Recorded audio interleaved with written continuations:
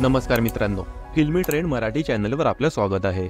मित्रांनो, मराठी कलाविश्वात सध्या सर्वत्र लग्न सोहळ्याचे वारे वाहू लागले आहेत। नुकतीच अभिनेत्री रेश्मा शिंदे पवन सोबत लग्न बंधनात अडकली, तर अभिनेता शाल किंजवडेकर, अभिनेत्री शिवानी सोनार यांचीही लग्नाची लगबग सुरू झाली आहे। या कलाकारांच्या लग्नापूर्वीच्या विधींना सुरुवात झाली आहे। अशातच आता तुला शिकवून चांगलाच धडा या मालिकेतील एक लोकप्रिय अभिनेत्रीही विवाह बंधनात अडकणार आहे।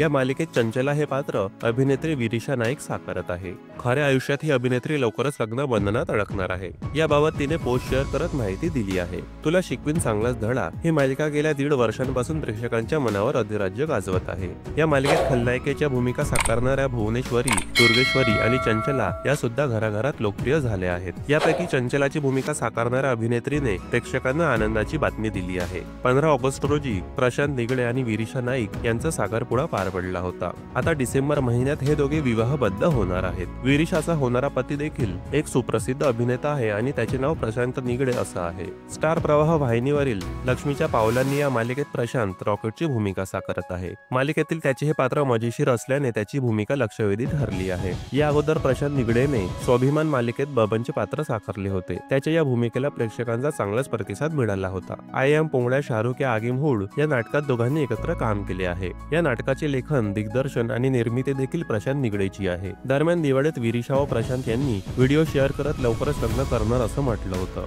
त्यामुळे त्यांचे अनेक चाहते मंडळी त्यांच्या लग्नाची आतुरतेने वाट पाहत आहेत। दोघे डिसेंबर महिन्यात विवाह बंधनात अडकणार असल्याचे वृत्त आहे। मात्र या दोघांनी त्यांच्या लग्नाची नेमकी तारीख अजून सांगितलेली नाही। त्यामुळे चाहते मंडळी या लग्नाच्या प्रतीक्षेत आहेत। मित्रांनो, मनोरंजन विश्वातील ताज्या बातम्या जाणून घेण्यासाठी आमच्या चॅनलला सबस्क्राइब करून बेल आयकॉनला नक्की प्रेस करा। भेटूया पुढील व्हिडिओमध्ये। धन्यवाद।